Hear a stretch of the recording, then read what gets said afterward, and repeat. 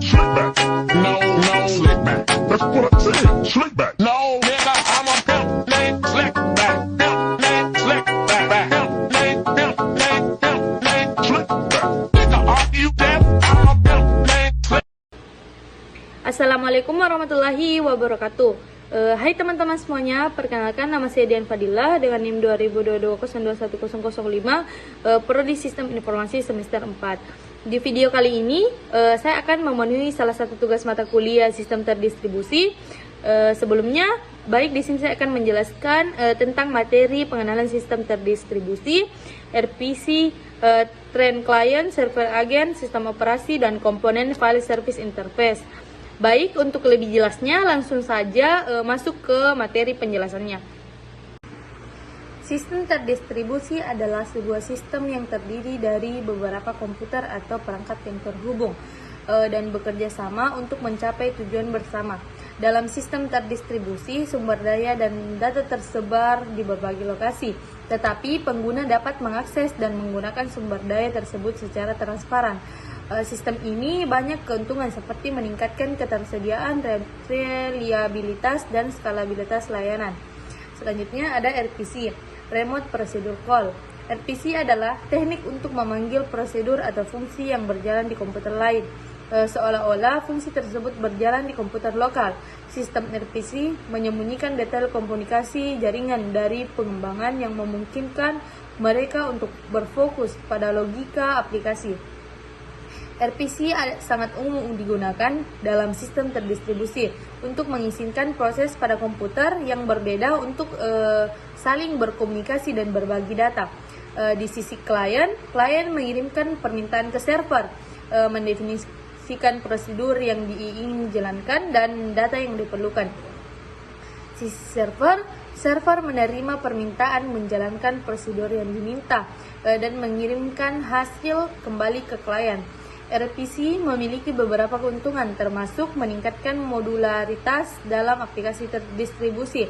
Yang kedua, memudahkan pengembangan aplikasi. Yang ketiga, meningkatkan reusabilitas kode. Selanjutnya ada third client atau server agent. Model arsitektur client server dengan agen third memungkinkan sistem terdistribusi untuk menangani banyak klien secara bersamaan. Agen third memungkinkan setiap klien untuk memiliki sendiri yang berjalan pada server, sehingga dapat melayani permintaan secara independen. Dengan cara ini, sistem dapat meningkatkan throughput dan skala untuk menangani beban kerja yang besar. Dalam model ini, klien mempunyai third yang bertanggung jawab untuk mengelola komunikasi dengan server, sedangkan server menyediakan layanan melalui beberapa third yang dapat melayani banyak klien secara bersamaan. Server dapat mengatur third untuk mengelola permintaan dari klien secara adil dan efisien. Agen third yang berjalan di server didedikasi untuk melayani permintaan dari satu klien tersebut. Selanjutnya ada sistem operasi. Sistem operasi memainkan peran penting dalam sistem terdistribusi dengan menyediakan infrastruktur yang diperlukan untuk koordinasi, komunikasi, dan manajemen sumber daya di antara berbagai node dalam jaringan. Sistem operasi terdistribusi memiliki beberapa fitur utama, seperti ada manajemen proses terdistribusi, menangani penjadwalan dan eksekusi proses pada berbagai node, memastikan koordinasi yang benar dan penggunaan sumber daya yang efisien. Yang kedua, ada komunikasi antar proses, memberikan mekanisme untuk proses yang berjalan pada node yang berbeda untuk saling berkomunikasi dan bertukar data, memungkinkan interaksi yang lancar antara berbagai komponen sistem. Selanjutnya ada manajemen sumber daya, mengalokasikan sumber daya seperti memori, penyimpanan, dan bandwidth jaringan secara efisien kepada proses yang berjalan pada berbagai node, memastikan pengguna optimal sumber daya yang tersedia. Komponen file service interface. File service interface adalah komponen penting dalam sistem terdistribusi, memungkinkan akses file terdistribusi dan memungkinkan berbagai data di antara node-node yang terhubung. File server interface memiliki berbagai komponen yang bekerja bersama untuk memberikan layanan ini.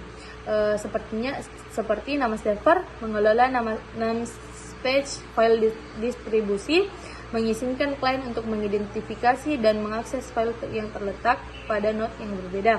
Selanjutnya ada server file, menangani permintaan file seperti membaca, menulis, dan menghapus file, serta manajemen metadata terkait file. Selanjutnya ada klien, berinteraksi dengan server file melalui file server, interface, melakukan permintaan untuk mengakses file dan mengelola data yang disimpan dalam sistem. File server interface dapat dirancang dengan berbagai arsitektur seperti arsitektur client server atau arsitektur peer-to-peer, tergantung pada kebutuhan sistem terdistribusi. Kesimpulannya, dari semua materi, sistem terdistribusi menjadi semakin penting dalam dunia teknologi modern, memungkinkan untuk membangun aplikasi yang kuat, scalable, dan tahan kesalahan. Pemahaman yang mendalam tentang konsep-konsep data dasar seperti RPC, thread client, server agent, dan file server interface sangat penting untuk merancang dan membangun sistem terdistribusi yang sukses. Meskipun sistem terdistribusi memiliki banyak keuntungan seperti skalabilitas dan ketahanan kesalahan, namun mereka juga menghadirkan tantangan kompleks yang berkaitan dengan koordinasi, ketahanan, kesalahan, dan manajemen keamanan. Dengan memahami prinsip dasar dari sistem terdistribusi dan menggunakan teknologi yang tepat, kita dapat membangun aplikasi yang kuat dan inovatif yang memanfaatkan sepenuhnya kekuatan komputasi yang tersebar. Baiklah, itulah yang bisa saya paparkan. Jika ada yang salah mohon dimaafkan. Wabillahi taufiq wal hidayah. Assalamualaikum warahmatullahi wabarakatuh.